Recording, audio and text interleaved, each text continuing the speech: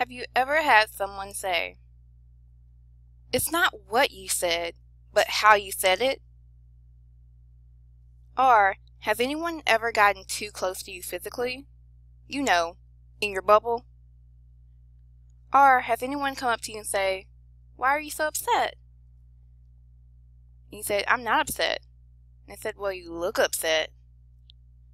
In all of these interactions, the focus was on the nonverbal communication. In this chapter, we're going to focus on, well, what is nonverbal communication in the first place? What are the principles of nonverbal communication, as well as the functions and types? Then we'll discuss some ways to improve your nonverbal communication overall. So let's get started. What is nonverbal communication? Keep in mind that nonverbal communication is simply just the elements of communication that are not words, but they still transmit meaning. So, facial expressions, your use of space, your tone, all of those in some way carry meaning even though they're not the actual words that you're saying to convey that meaning, not the language. Be aware that people extract meaning more from the nonverbal than the verbal. Even here in the USA, where people are really direct, we are a low context-based society, we like words. If you want us to do something, you need to tell us directly. But even here, nonverbal communication, we know, has a heavier weight than just what's said. When it comes to nonverbal communication, remember that it's always going to be context-based. If you look at the picture, you notice that one lady is winking. Sometimes a wink can be just friendly. Sometimes a wink can be flirty. Sometimes a wink can just be that she has something in her eye. But then you would notice, well, she's smiling. Maybe she was smiling and then a speck of dust got in there. And it's now an awkward smile with a wink. But because it's so context-based, and sometimes we don't always understand the context, nonverbal communication itself can be the source of many types of misunderstandings. Be aware that nonverbal communication is not governed by universal rules. So one nonverbal somewhere could be a completely different nonverbal elsewhere. There are certain gestures that are perfectly acceptable in the USA that in other countries are the equivalent of "it's time to fight." Be aware that nonverbal communication is very multi-channeled. It's not just maybe your physical body moving, but also your tone, even your space. All these different types of nonverbal communication that we'll talk about moving at one time, going along with our verbal communication, is going to completely change our message, even if we say the same exact words. And because of that, nonverbal communication is ever-changing. There are certain nonverbals that go out of style and some that come into style. Just like new words come up and old words leave, nonverbal communication has that same thing. And another thing to think about when it comes to nonverbal communication is that it's always going to convey emotional and relationship information, such as how you're feeling, your mood, your attitude.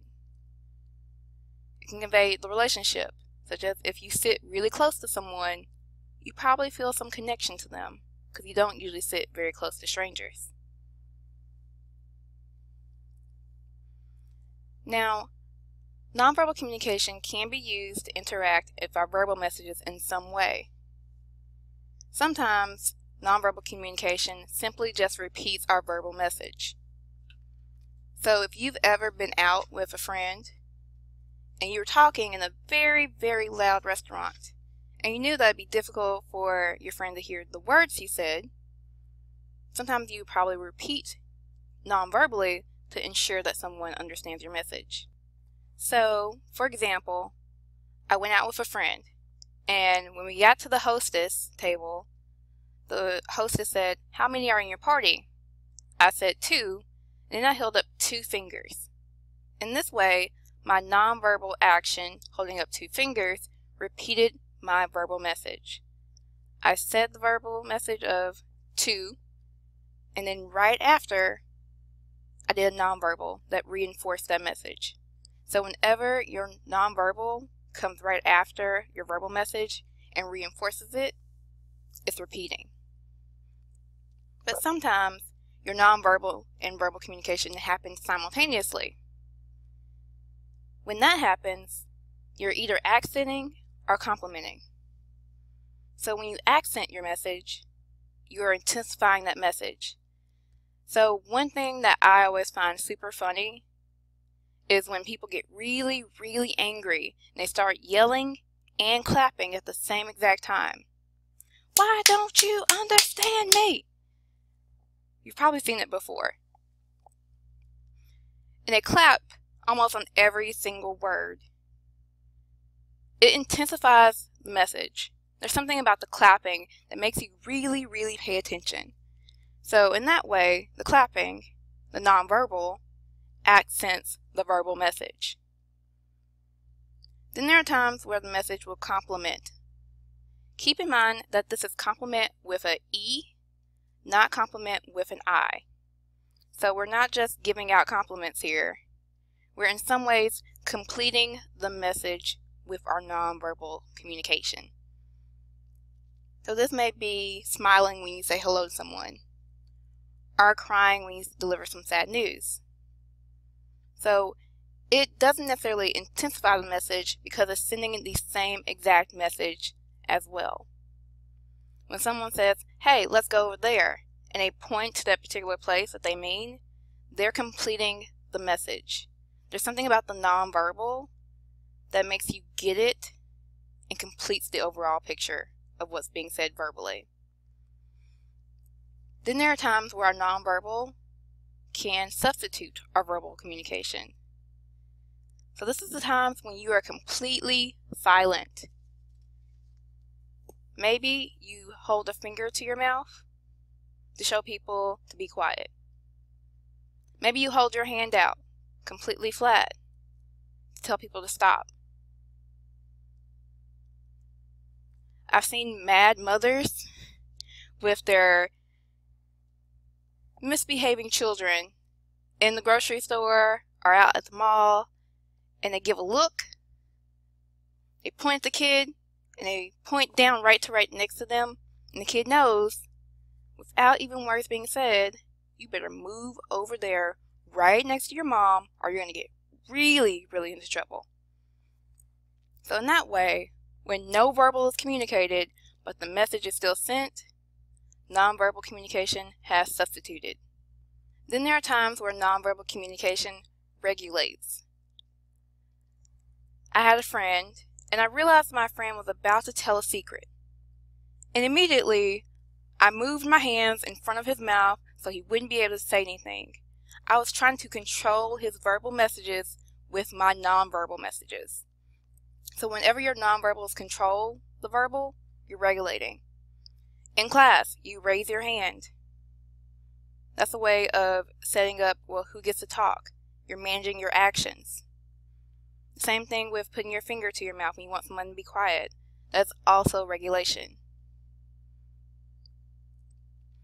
Even when you go to get someone to notice you, maybe because they're trying to interrupt you, guess what? If you control their actions in some way, you've now regulated. Then there are times where our nonverbal and our verbal just don't get along. They conflict. So in this way, your nonverbal communication has deceived your verbal communication. So you may say, I'm fine. And every single day you say, I'm fine, I'm fine. People are like, okay, this person is fine. And then one day you say, I'm fine. People are going to probably think, no, you're not. Your nonverbal tone is sending me a message that you're not fine, even though the verbal message is saying that you are. So whenever you have that conflict, your nonverbal is deceiving. You're engaging in conflict in that way. Sarcasm is a great example. Oh, I'm so happy today. Are you?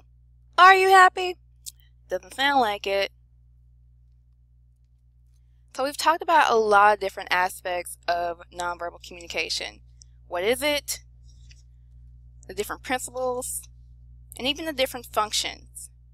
In the next video, we're going to talk about the different types of nonverbal communication, which is going to be really, really fun. And then we'll talk about some ways to improve your nonverbal communication overall.